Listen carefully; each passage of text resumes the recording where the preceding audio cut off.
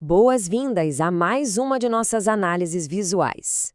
Hoje, a gente tem o imenso privilégio de desvendar as camadas incrivelmente complexas da natureza humana. O tema que vamos explorar é denso, é fascinante e, convenhamos, muitas vezes bem perturbador: a anatomia do comportamento agressivo. O nosso objetivo aqui é dissecar os motivos, os gatilhos e aquelas raízes profundas que levam seres humanos a causarem dor uns aos outros. E nós vamos fundamentar cada ponto em décadas de pesquisa em biologia evolutiva e psicologia social. Então, vamos lá!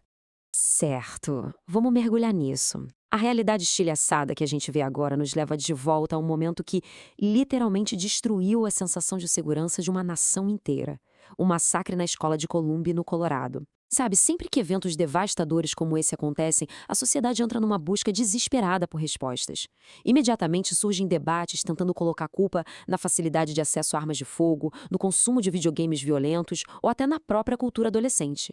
E essa necessidade de encontrar um único culpado é incrivelmente humana. Mas, como a ciência aponta, a agressão raramente tem uma causa única e isolada. E a imensidão dessa tragédia revela um nível assustador de intencionalidade. Foram 15 vidas perdidas e, caso os 95 explosivos não tivessem falhado, o plano original pretendia causar o caos suficiente para abater até 250 pessoas. Essa escala aterradora mostra bem por que entender tudo isso é tão urgente. Compreender o que transforma um pensamento em ato, a raiva em planejamento letal, não é só um exercício acadêmico. É uma verdadeira questão de sobrevivência e de proteção da nossa sociedade. A gente precisa olhar sobre o capô do comportamento humano. Mas para decifrar essa máquina, precisamos de uma fundação sólida, né? Na psicologia, a agressão de verdade não é só ser, digamos, super ambicioso nos negócios ou ter uma postura firme. A agressão exige a intenção clara de causar dano, e ela se divide de uma maneira fundamental. Pensemos nos esportes, por exemplo. Um jogador de futebol americano fazendo um bloqueio tático intenso para parar o adversário e ganhar o jogo está demonstrando uma agressão instrumental. O objetivo ali é a vitória. A dor ou impacto são apenas um meio para chegar lá. Agora, se esse mesmo jogador se enfurece com um suposto jogo sujo e atinge o rival pura e simplesmente para machucá-lo, aí temos a agressão hostil, que é movida inteiramente pela raiva impulsiva.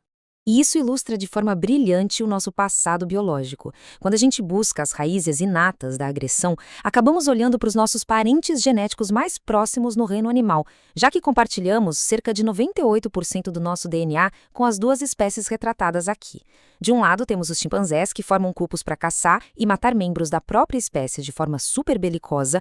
Do outro lado, separados apenas pelo rio Congo, vivem os bonobos, que basicamente resolvem qualquer tensão política ou social do grupo através de afeto e sexo, evitando o conflito físico a todo custo. A nossa carga genética carrega o potencial tanto para a guerra implacável quanto para a convivência pacífica. A biologia dá as cartas, mas não joga o jogo sozinha. Essa dualidade nos leva diretamente à forma como a cultura molda a nossa biologia. É fascinante notar como a história econômica literalmente programa respostas fisiológicas no nosso corpo. Nas regiões sul e oeste dos Estados Unidos, formou-se o que os antropólogos chamam de cultura da honra. Historicamente, populações que dependiam da criação de rebanhos eram extremamente vulneráveis. Um fazendeiro podia ter seu meio de vida roubado e perder tudo da noite para o dia, sabe? Isso forjou a necessidade cultural de hipervigilância. E olha que loucura! Mesmo no mundo moderno, descendentes dessa cultura reagem a pequenos insultos cotidianos, tipo levar um esbarrão forte num corredor, com picos reais de testosterona e preparação fisiológica iminente para o combate. Algo que não acontece da mesma forma com populações de origens puramente agrícolas. Esse contexto todo também nos obriga a analisar friamente a dinâmica de gênero. Embora as estatísticas globais apontem que os homens historicamente dominam a agressão física, que envolve socos e confrontos letais, os dados revelam que as mulheres são igualmente capazes de infligir danos intencionais profundos. A grande diferença está no método. A agressão relacional ataca o tecido social e a reputação da vítima. Isso é super documentado, desde experimentos clássicos com crianças disputando um único lápis de cor laranja através de fofocas e ostracismo, até casos devastadores da vida real, como o bullying virtual implacável que levou a jovem Phoebe Prince a um fim trágico. A lição aqui é clara: a destruição social pode ser tão letal quanto a força física, sem que um único soco precise ser desferido. Mas olha só, a agressão não vive só no nosso passado evolutivo ou no nosso círculo social. Ela é frequentemente ativada pelo nosso ambiente imediato. A dor e o desconforto físico, por exemplo, reduzem drasticamente o limiar da paciência humana. Entre 1967 e 1971, os Estados Unidos vivenciaram o que os sociólogos chamaram de verões longos e quentes. E a análise detalhada desses dados demonstrou que manifestações e distúrbios urbanos violentos tinham uma probabilidade absurdamente maior de explodir em dias de calor intenso. O mero desconforto térmico no ar atua como um acelerador altamente inflamável para a agressividade latente de uma multidão. Agora, o que é realmente interessante nesta estatística é como esse fenômeno térmico se mantém constante em praticamente todas as esferas. O número 32 que ganha destaque agora se refere a 32 graus Celsius. Registros de décadas das ligas profissionais de beisebol revelam que no exato momento em que a temperatura ambiente cruza essa marca, a probabilidade de os arremessadores atingirem os rebatedores de forma puramente intencional aumenta de forma drástica. O calor excessivo simplesmente sufoca as nossas inibições inatas. Isso nos leva a um dos pilares mais cruciais da psicologia social, a teoria da frustração-agressão. A grande sacada aqui não é a simples ausência de algo que gera o gatilho da agressividade, mas sim a chamada privação relativa. É aquele choque violento entre a expectativa de alcançar um objetivo e ter essa expectativa subitamente arrancada da gente. Em experimentos clássicos, crianças foram colocadas em uma sala com brinquedos incríveis, mas separadas deles por uma tela de arame. Aquela longa espera bloqueando um objetivo tão visivelmente próximo fez com que, ao finalmente terem acesso aos brinquedos, elas agissem de forma destrutiva e totalmente atípica, quebrando os objetos e atirando-os contra a parede. A frustração explodiu, de forma direta, em agressão. E o ambiente fornece muito mais do que apenas frustração e calor. Ele fornece as próprias pistas visuais para a violência. O impacto disso fica muito claro num experimento super conhecido, conduzido pelos pesquisadores Berkowitz e Lepage. Participantes foram deliberadamente provocados e depois deixados sozinhos em uma sala para avaliar a duração de um choque elétrico aplicado a oponentes virtuais. Em algumas salas, havia uma simples e inofensiva raquete de badminton encostada na mesa. Em outras, havia uma arma de fogo à vista. E o resultado impressiona. A mera presença do objeto culturalmente associado à violência fez com que as pessoas administrassem choques substancialmente mais longos e intensos. Dando uma pequena pausa filosófica, essa constatação nos deixa com um pensamento profundo que resume brilhantemente os dados dos laboratórios de psicologia. O ambiente tem um poder de sugestão subconsciente enorme.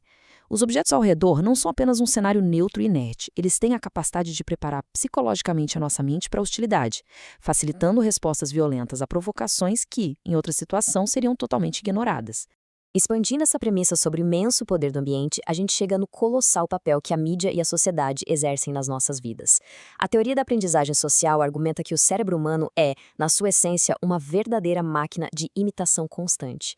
Aprende-se a resolver conflitos observando ativamente quem é recompensado e quem é punido no mundo real. Se figuras de autoridade, heróis de esportes super agressivos sendo incrivelmente bem remunerados, ou personagens na cultura pop resolvem tudo através da força física, é exatamente esse o manual de instruções que está sendo baixado e assimilado pelas mentes em desenvolvimento. Então, o ponto crucial é como essa transmissão de comportamento ocorre de uma forma tão assustadoramente precisa. No famoso experimento do boneco João Bobo, do Albert Bandura, crianças assistiram a adultos atacando de forma implacável um brinquedo inflável. E o que aconteceu depois? Elas não apenas copiaram cada soco, chute e xingamento. Elas internalizaram a essência da violência e inovaram, buscando pequenos martelos e criando métodos totalmente inéditos de atacar o boneco. A violência se provou ser não só uma reação, mas um comportamento aprendido altamente contagioso e super fácil de ser transmitido. E trazendo essa premissa da imitação direta para o cenário atual, a gente esbarra em debates extremamente complexos nas esferas legais. Até mesmo a Suprema Corte americana interveio num marco legal importante, decidindo em 2011 permitir a venda de jogos eletrônicos ultraviolentos para menores. De um lado desse argumento jurídico, a visão era de que a leitura passiva da brutalidade de um conto de fadas infantil clássico cumpre essencialmente a mesma função do jogo. Já do outro lado, especialistas destacam que a participação ativa no ambiente hiperrealista, onde a aniquilação virtual rende pontos e prêmios imediatos, cria caminhos neurológicos muito diferentes. E por causa de todo esse cenário, múltiplos estudos acompanham de perto o peso mental do consumo contínuo e diário dessas mídias de alto impacto. O consenso mostra que uma dieta constante de conteúdos agressivos afeta a psique humana através de 5 rotas principais. Primeiro, ela enfraquece os freios morais que normalmente segurariam impulsos nocivos. Segundo, age como um verdadeiro roteiro de como fazer, bem nos moldes do boneco João Bobo. Terceiro, o sistema nervoso é sobrecarregado, fazendo com que pequenos aborrecimentos diários sejam interpretados pelo cérebro como ameaças graves. Quarto, gera um anestesiamento profundo à dor do outro, encolhendo a empatia. E por último, isola as pessoas cultivando a crença paranoica de que o mundo lá fora é inerentemente hostil e perigoso, o que só retroalimenta a tensão. Fica cada vez mais evidente, através de toda a ciência comportamental que vimos, que colocar a culpa exclusivamente em um jogo, num dia excessivamente quente ou puramente na nossa genética é uma simplificação que ignora totalmente a realidade. Tudo está profundamente entrelaçado.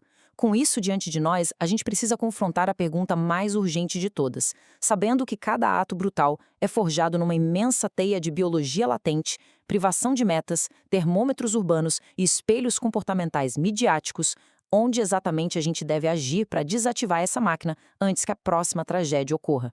É um quebra-cabeça que definitivamente não aceita soluções fáceis ou respostas únicas. Exige a compreensão profunda de todas essas raízes que acabamos de explorar hoje. Um grande abraço e até a nossa próxima análise visual.